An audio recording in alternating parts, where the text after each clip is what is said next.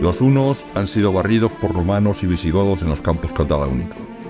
En Hispania, los suevos han sido derrotados en el río Órbigo por los visigodos y están recluidos en la montaña de Galicia casi como un protectorado. El rey visigodo Eurico ha conquistado Pamplona, Zaragoza y Tarragona y ha declarado la independencia del reino visigodo. El bárbaro Odoacro ha rematado al Imperio Romano de Occidente. Los francos se fortalecen y presionan a los visigodos en la Galia.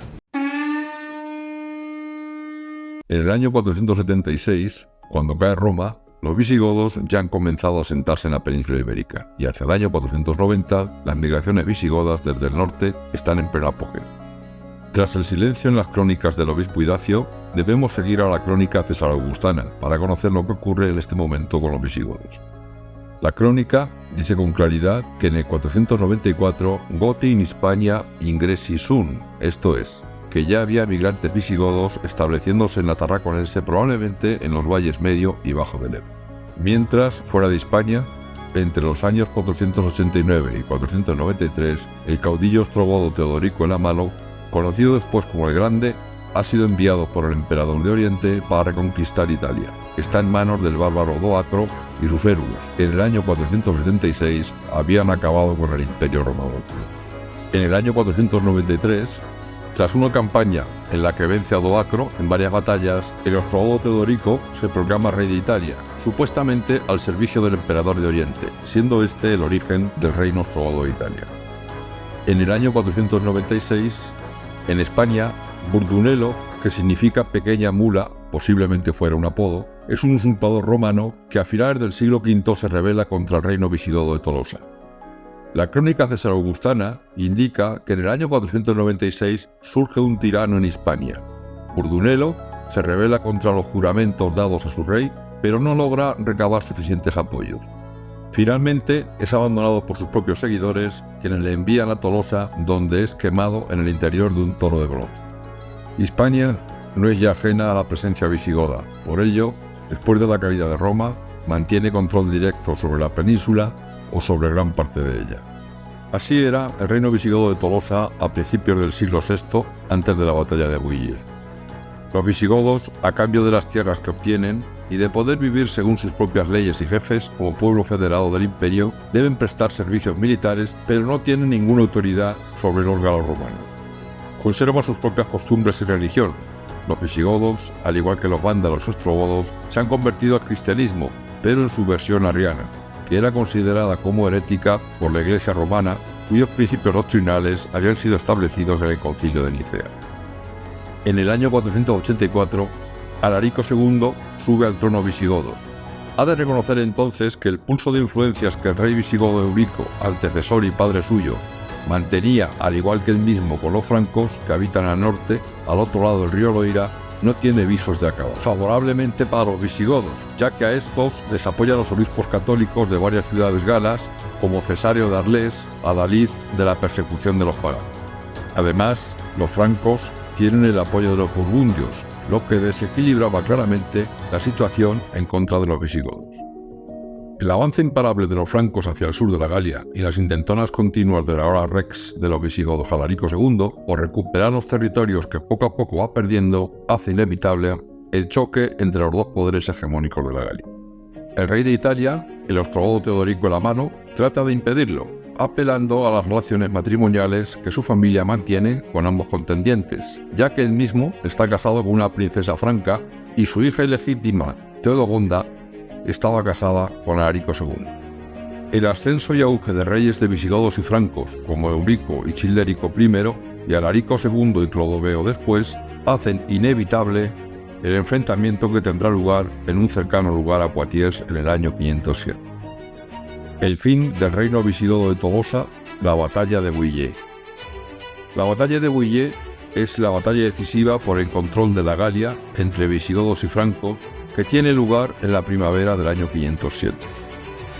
Este decisivo choque se libra en las marcas septentrionales del territorio visigodo, en Bouillé, cerca de Poitiers. Antes de saber sobre la batalla, debemos conocer los preliminares de la misma. Clodoveo I, que por entonces era rey de los francos, trata de construir un poder político unificado, extendiéndose a imitación de los romanos por el norte y este de la Galia. Para lograrlo, primeramente vence al patricio galorromano Siagrio en la batalla de Soissons. Siagrio ha conseguido establecer un reino después de la caída de Roma entre el Sena y el Loira, reuniendo estos territorios bajo su cetro. El franco Clodoveo, después de derrotar a Siagrio, continúa la expansión hacia el norte, derrotando a los alamanes en la batalla de Tolbiac. Una de las claves de su éxito es la conversión al catolicismo, promesa que había hecho a su esposa Clotilde bajo la condición de la victoria en la mencionada batalla de Tolbiac. De esta forma, Clodoveo se asegura el respaldo de la alta aristocracia galorromana y de las poblaciones católicas dispersas por su reino. Esto, indudablemente, le da ventaja frente a otros pueblos germánicos de confesión arriana, que mantienen tensas relaciones con los católicos en sus respectivos territorios. En el año 500, Clodoveo ataca a los burgundios, anexionándose Dijon. Clodoveo, una vez conquistados los territorios del este y el norte, siente que la única traba a su dominio total de la Galia es el reino visigodo de Tolosa, que controla todo el sur y que cuenta con el apoyo de sus hermanos ostrogodos de Italia, al haberse casado Alarico II, rey visigodo, con una hija del rey ostrogodo Teodorico el Grande. Muy pronto surgen tensiones militares entre los reinos franco y visigodo, que Alarico II trata de aliviar, consciente de la solidez del reino franco, reuniéndose con Clodoveo en Amboise, una isla neutral dentro del río Loira. Allí, con la mediación del rey de Italia, el ostrogodo Teodorico, se pacta una tregua y el establecimiento del río Loira como frontera. Para apaciguar a Clodoveo, Alarico II le entrega a Siagrio, quien se había refugiado en Tolosa, capital del reino visigodo, tras su derrota en Soissons. El rey franco manda decapitarlo. Alarico II aprovecha la tregua para reforzar sus relaciones con la población nativa y trata de integrarla en la vida del Estado. Para contentar a la población católica sin desligarse de los arrianos, Alarico frena la persecución contra los católicos impulsada por su padre Eurico. Sin embargo, esta medida llega demasiado tarde y no logra hacer olvidar los anteriores asesinatos de los obispos de Tours y Bern. Alarico II, sabedor que la confrontación con los francos es inevitable, también aprovecha para reclutar campesinos inexpertos para su ejército, a cambio de generosos estipendios. Otro factor a favor de Clodoveo es la mejor preparación de su ejército, curtido en continuas batallas contra Siagrio, alamanes y burgundios, mientras que los visigodos se han limitado militarmente a sofocar revueltas campesinas y a arrinconar a los suevos en Galicia y el norte de Portugal. Comienza el juego de alianzas y el movimiento de tropas de la época.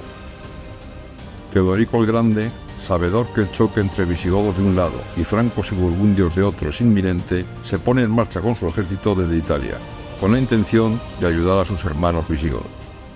Un ejército del Imperio Romano de Oriente, ahora aliado de francos y burgundios, todos católicos, desembarca a través del mar Adriático en el norte de Italia, obligando al ejército ostrogodo del rey Teodorico a darse la vuelta para defender Italia, dejando solos a sus hermanos, los también arrianos visigodos, frente a francos y burgundios. En la primavera del año 507, el ejército franco cruza el río Loira, que era la frontera establecida en la tregua, en dirección a Poitiers, bajo el mando del rey franco Clodoveo I y de su hijo mayor Teodorico. Esta ruptura inesperada de la tregua sorprende a los visigodos, que tienen una gran parte de su ejército repartido en Hispania. Al conocerse la noticia de la ruptura de la tregua, el ejército visigodo se pone en marcha hacia el norte para cortarles el paso, con la esperanza de que los refuerzos ostrogodos de Italia lleguen a tiempo. La batalla se libra en la llanura de Bouillé, a unos 15 kilómetros de Poitiers. Clodoveo se presenta con 40.000 hombres, 10.000 de ellos buenos jinetes. El ejército visigodo cuenta con un número similar de soldados, pero poco entrenados y muchos campesinos contratados a última hora, ya que una parte importante de su ejército todavía se encuentra en Hispania. En este momento existe un matiz importante entre los visigodos. Durante el periodo tolosano se ha producido un cambio en las condiciones de quienes forman parte del ejército visigodo, que desde el siglo V ya no está formado solo por hombres libres. La inclusión de hombres no libres en el ejército se hace a través de un paso previo a la condición de libre. Esto se da especialmente en las comitivas de optimates, en los ejércitos privados. Desde las dificultades durante el reinado de Eurico para obtener soldados de extracción libre, debido a que su conversión en propietarios les ha hecho reacios a abandonar sus propiedades, por lo que se obliga a que los dueños de siervos acudan con ellos al llamamiento regio. La teoría tradicional sostiene que eran solo los hombres libres, en edad de empuñar armas, los que deben formar parte del ejército godo, tomándose esto como un derecho. Solo al final del reino visigodo, los dueños de siervos deben armarlos para ir con ellos a la guerra. Los medios técnicos de ambos ejércitos son muy similares. Como armas ofensivas, usan espadas de 3 longitudes diferentes, 45, 80 y 90 centímetros, y lanzas que, imitando las tácticas romanas, podían arrojarse contra el enemigo durante la carga. Ambos cuentan con arcos y flechas, pero los francos disponen de sus famosas franciscas, hachas que se usan tanto a pie como a modo de arma arrojadiza. En cuanto a las armas defensivas, utilizan los escudos de madera y cuero, con una pieza metálica puntiaguda en el centro, además de yelmos y corazas.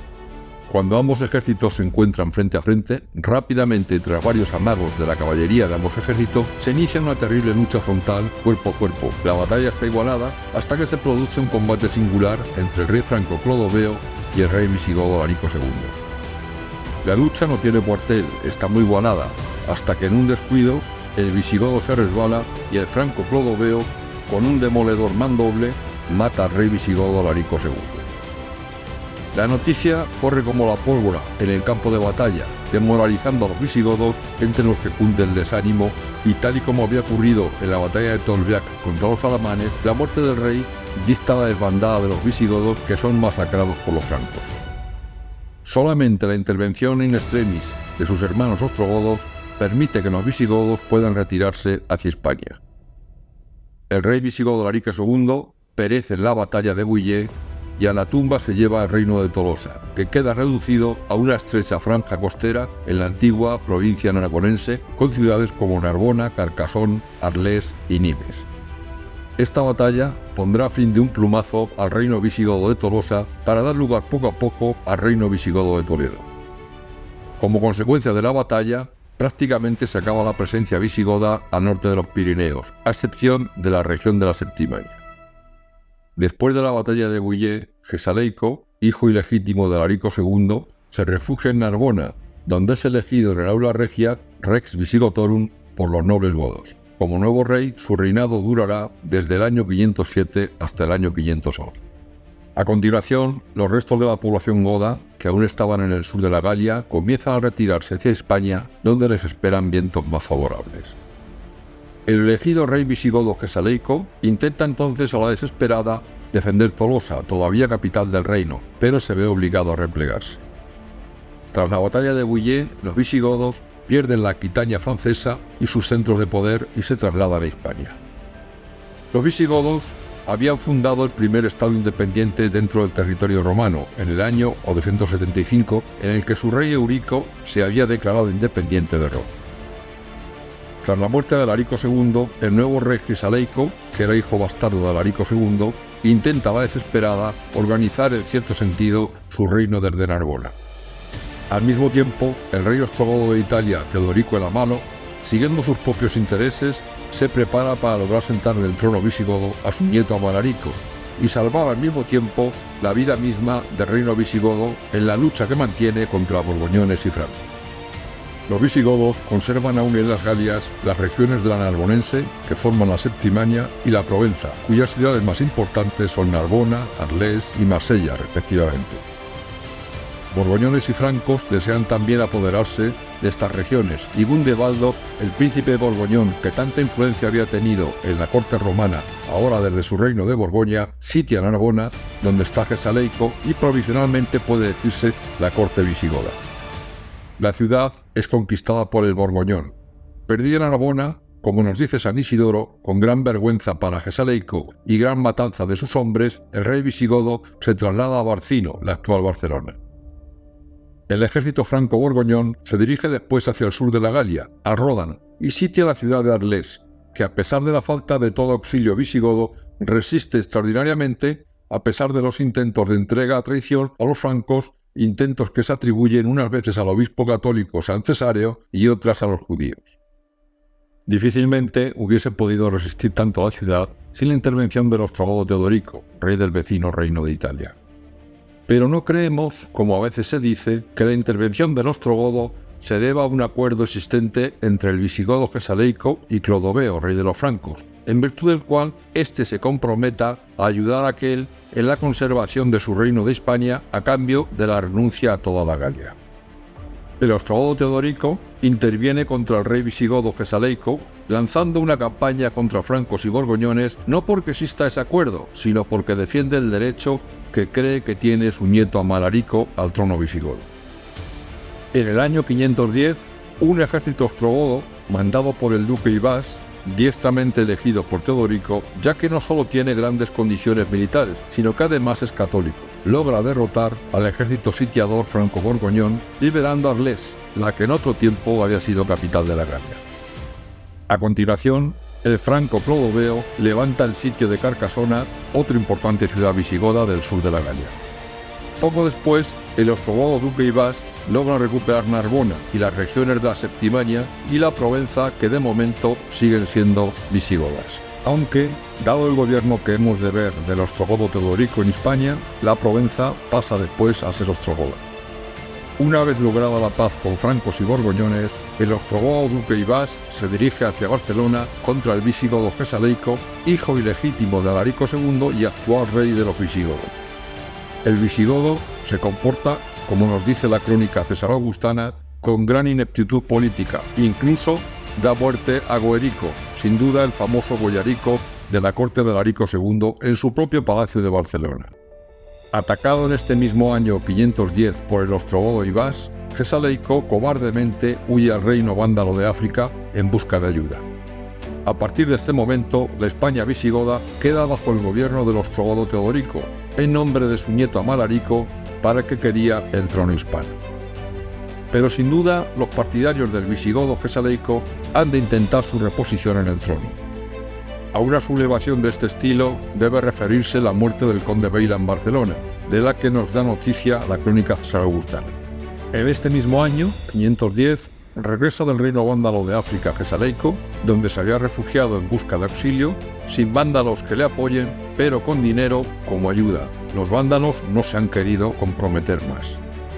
Según San Isidoro, Gesaleico pretende únicamente, por temor al ostrogodo Teodorico, rey de Italia, que se le conceda a la región de Aquitania en la Galia. En la primavera del año 511, después de estar oculto en esta parte de la Galia durante un año no completo, acaso hasta después de la primavera del año 511, intenta con el eventual apoyo del rey franco Clodoveo recuperar su trono, pero a 12 millas de Barcelona es derrotado por el ostrogodo duque Ibás, puesto en fuga y capturado y al fin ejecutado junto al río Drucucio en la Galia. Sucede su muerte algunos meses antes de la de Clodoveo, rey de los francos, acaecida el 27 de noviembre del año 511. El que podemos llamar epitafio de Gesaleico por San Isidoro es bien triste. Y así perdió primero el honor y después la vida. No queremos considerar a Gesaleico como usurpador. El mismo San Isidoro, que tan duramente le trata, parece reconocer su legitimidad, ya que solo desde su muerte comienza a contar los años de reinado del ostrogodo Teodorico en nombre de su nieto Amalarico. Teodorico tiene muy claro que le interesa más que gobierne su nieto Amalarico, el niño concebido entre el rey visigodo Alarico II y su propia hija. El ostrogodo Teodorico ahora es legalmente un prefecto al mando de Italia y de los asuntos occidentales al servicio del emperador de Constantinopla. A pesar de ello, actúa como un emperador en la práctica, pues hace de juez en las disputas ajenas y se preocupa por legislar en Hispania, velando por el cumplimiento de la ley y de evitar la corrupción en las prácticas comerciales.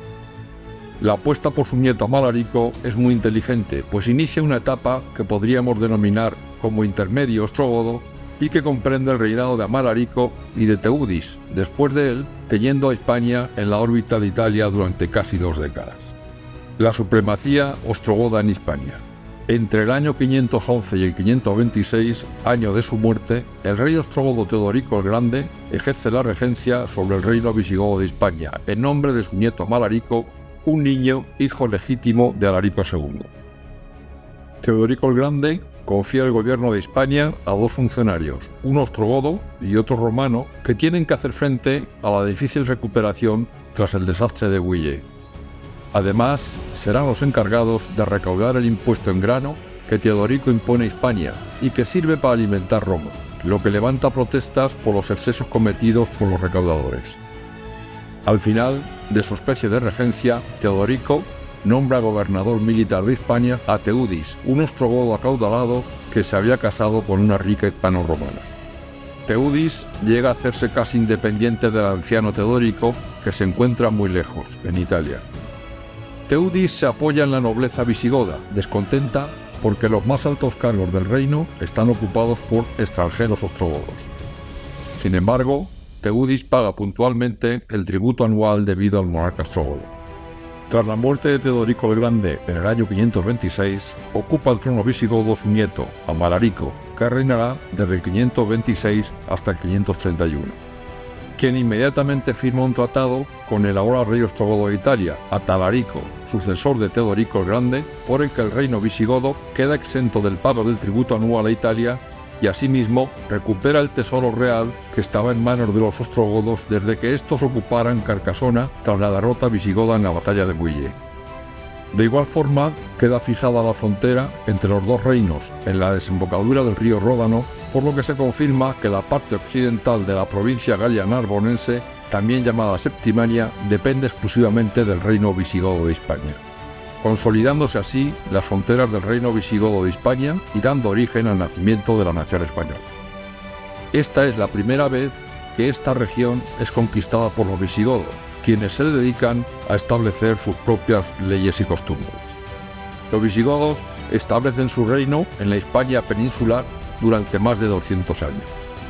Es una época de grandes cambios en la cultura, la religión y el gobierno de la región.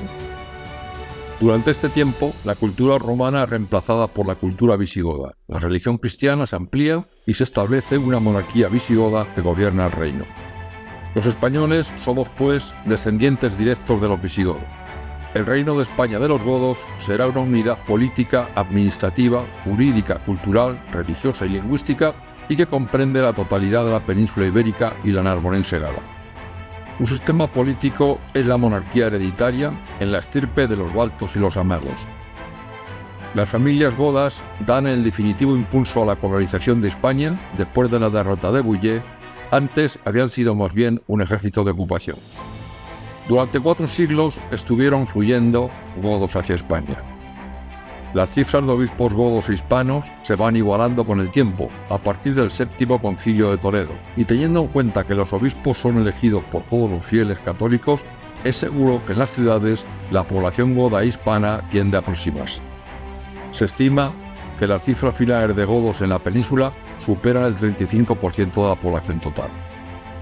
Todos los reyes medievales, incluido Alfonso X el Sabio, que así los relata en su crónica general, se consideran sucesores de los reyes godos, de su misma estirpe.